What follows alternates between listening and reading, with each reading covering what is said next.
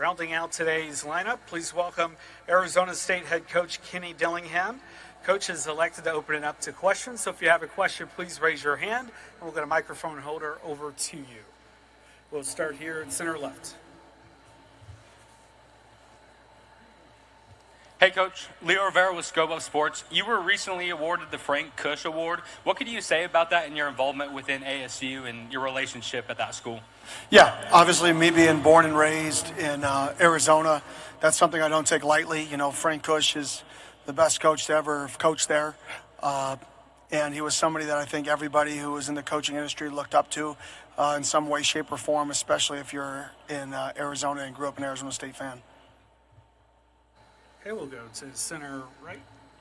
Tyler Budge, CF Budge. Coach, when I spoke to you last year at Big 12 Media Days, you talked about how for a program looking to turn things around, learning how to win is a key aspect of that. At what point last year do you feel like something clicked where you guys learned how to win, and how do you hope that carries over for this season? Yeah, I think, I go back to a game where we struggled in the first half, and then in the second half, we took the lead with a big touchdown. They came back with about 3 minutes and 45 seconds left. They scored. Then our quarterback goes in the huddle, freshman quarterback goes in the huddle and says, we're about to march down and score again. And Sam throws it to JT, touchdown. And it was a game where JT overcame adversity versus Kansas, and Sam showed that he can do it in the biggest moments. And I think that was one of the times that I said, okay, our offense can win games for us at the end. And then there were times on defense where at the end of the first half versus UCF, even though it wasn't the end of the game, we had a big-time pick six at the end of that first half. So I think throughout the season, all the phases affected winning, and it became contagious. But the fun thing is, last year has nothing to do with this year. When you're in college football, when you're in sports, you may as well throw the book out and you start from scratch. Everybody starts with the same record. Just some people get looked at more, and people play harder verse. So it's actually harder to sustain success in sports than other things. We'll go center left, fourth row. Hi, Kenny. Devil's Digest. Take us back to that first meeting you had in January and the team came from winter break. What was the main message you were trying to implore on them, and how do you feel they exemplified that message in spring practice and also off the field? That it's over. You had your time to celebrate. You had your time where people are going to tell you how good you are. I showed all the things on the screen of all the tweets of you're really good and you're really good and what a year and everybody loves us. Then I said, okay, is everybody good? Has everybody read enough positive? Can we get to reality? And the reality is we're 0-0. The reality is there's been a lot of teams in college football who have done what we've done, who have won 1 year and then come back to reality. We really didn't do anything special. We did something that's actually normal. We were just the team that accomplished that normal that year. What would be special would be to continue to build off of that. And that was the real challenge, was how do we not become what normal teams in our situation do, which is fall back to where we've always been. Front row. Hey, Coach. Nick Hamilton, Nightcast Media. I wanted to ask you about Jordan and just what his development has been this offseason as he prepares for the upcoming season, and what have you seen change in him mentally as well as physically to prepare? Yeah, mentally, I think Hines Ward coming in last year, I think JT has really taken what Coach Ward has said in terms of preparation and what it takes to be successful at the next level, and he's really embodied that.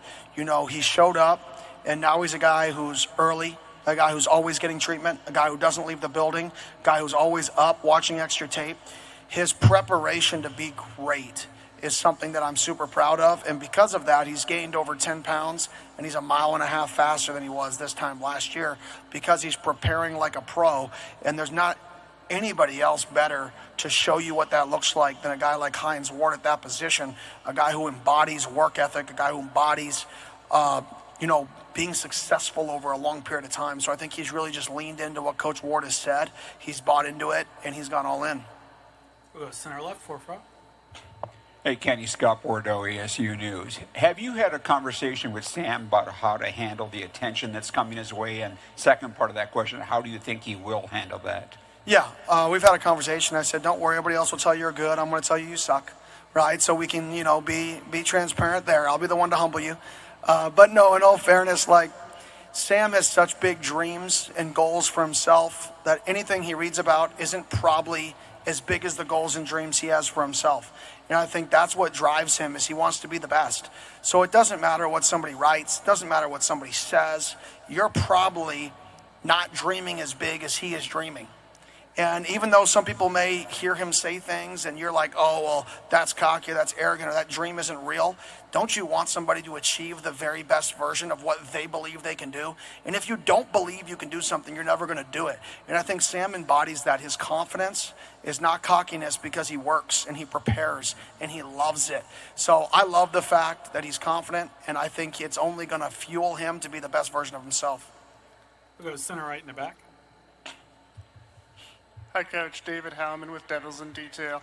On that same vein, with Sam Levitt being such a high-profile player coming into this season, being mentioned for Heisman consideration, how much do you embrace that side of things and kind of promote his Heisman candidacy while also not risking him reading too much of his own press clippings? Yeah, I think, well, I know Sam, and I know that the press clippings aren't going to be relevant to what he wants to accomplish.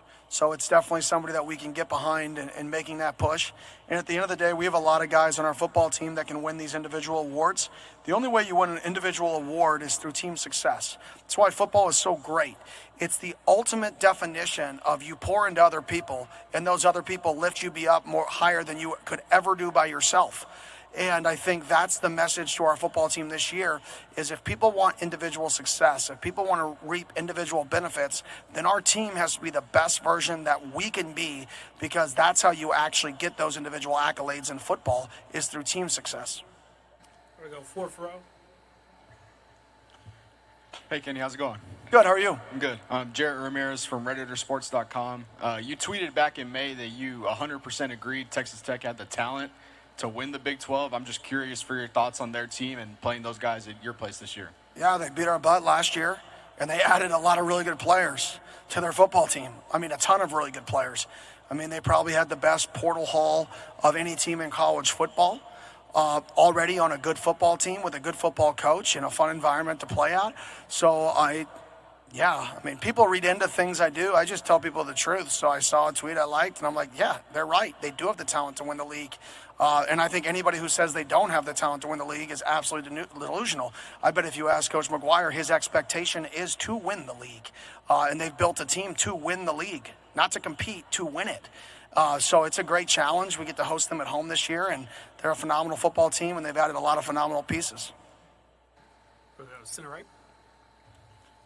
Stephen Johnson, Fort Worth Star-Telegram. When Brian Carrington was here on staff at TCU, he obviously did great things recruiting, but he was always adamant he wanted to be an on-the-field coach. I'm curious, what did you see/know about him that made you want to give him that opportunity, and what type of impact has he made on the program since he joined you guys? Yeah, he's smart. I think football is actually easy to coach. The hard part is the dynamics of the people, is being able to manage your room. You know, I could teach anybody how to coach, how to teach a thirds back pedal, and how to middle, and how to make a drive call. Those are simple things. What's difficult is understanding, leading, motivating people. That's the challenge. That's the job of a coach, is to get a player who gives effort at an 8 and get him to a 9.5. It's not to teach him all these schematics. The schematics are great. There's a minimum standard of what you have to know, and most people know them in the coaching industry. The great guys understand people, and he was a guy who always understood people. So I said, well, let's help him learn the game of football at a higher level, because I already know he can motivate, he can engage, and he can teach, and he can communicate. So let's help him on the side that I think is easier, which is football. Easier to teach somebody football than people skills. Center or left in the back. Alyssa Cooper, also with the Fort Worth Star-Telegram. So the Big 12 has grown and changed over the past couple of years, and I was just wondering, how does that impact the way that you recruit players in terms of the expansion and the level of competition that they'll be playing? Yeah, I don't know if it affects how we recruit players. You know, we had a strategy when I got the job here, to really recruit California, recruit Texas, recruit the state of Arizona, and then recruit a few other areas. But that was our strategy from the beginning. You know, I like to say Arizona is if California and Texas like mixed together. You kind of get Arizona that's just in the middle there. So if you're a Texas kid that wants to go out west, well, but you're not sold on living all the way out west, well, Arizona's the perfect spot. If you're a California kid who wants to go to the south, but you don't want to go all the way to the south, well, just come on over to Arizona. We're kind of that perfect in the middle grass. So that was our strategy in recruiting. They both happen to be, you know, 2 of the top 4, wherever you want to put them, states to produce NFL players. So I think we sit regionally right in a really good spot for both those schools. And us transition to the Big 12, we play more games in Texas. We're at Big 12 Media Days right now. We have 3 different kids' families, moms, dads, cousins, uncles here with them for Big 12 Media Days. So I think it's pretty cool to be able to come back to their state and really represent. Again, if you have a question, please raise your hand. We'll go to center right. Hi, Coach. Cody Nesper, Golden Blue Nation. Do you feel that the preseason poll hurt you last year? And what do you think about getting rid of it? Yeah, I mean, you're not going to like this answer. I could care less, and I'd have no clue. I'm not a voter, and I don't really care where people put us. Vote us first, vote us last, vote us in the middle.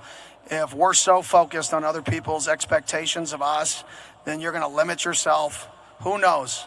Are we supposed to win 6 games? Are we supposed to win 9 games? Are we supposed to go undefeated? Are we supposed to win 0? Who really knows? All I know is when we show up to work, we should be the very best version of ourselves. And if we compete in something, you better compete to win. And you better compete to be the very best version of yourself every day, over and over again, and you block out the noise. We'll go 3rd row, center left. Kevin Turner, Sun Devil Radio Network. Kenny, former player. 100 years ago with leather helmets. Real quick question. I know you're a big self-scout guy. After the 3-win season, you acquiesced, you turned over the offensive play calling to Marcus Arroyo. What is next for Kenny Dillingham from a self-scout? What do you need to improve upon for the 2025 season? Special teams is something we need to improve upon. You know, I want to be more aggressive. You know, we called a few fakes last year. They were successful. I think transitioning from an offensive coordinator role that coaches quarterbacks, you're never really involved in special teams because during special teams periods, you're an individual with the quarterback. So one piece of my coaching, I would say, you know, knowledge, I was lacking in that area because I never actually worked in that space because I was always coaching quarterbacks and individual. So I think giving up play calling, getting into that world of special teams, I feel like I can help a lot more like I do on offense and defense. I can be way more involved in the special teams phase like I was at the end of last year. And one thing that I think is there for the taking is more fakes. I mean, I don't care if our opponents know it, like more fakes. The success rate of fakes are so high that more fakes need to be called on the punt team, on field goal. And I only think it helps your special teams as a whole. You just got to be prepared that when it doesn't work and you guys tell us how bad of a decision that was, you got to be okay to be like, yeah, that was dumb, right? Even if it wasn't, you got to be willing to accept it and take the blame for when it doesn't work. We'll go center left. Coach, how's it going? Good. Hey, having Cam Scattaboo last year was a great luxury. Now you got a whole different running back room. Just talk about the running backs that are here now taking over for Cam. Yeah, obviously we get Sip back.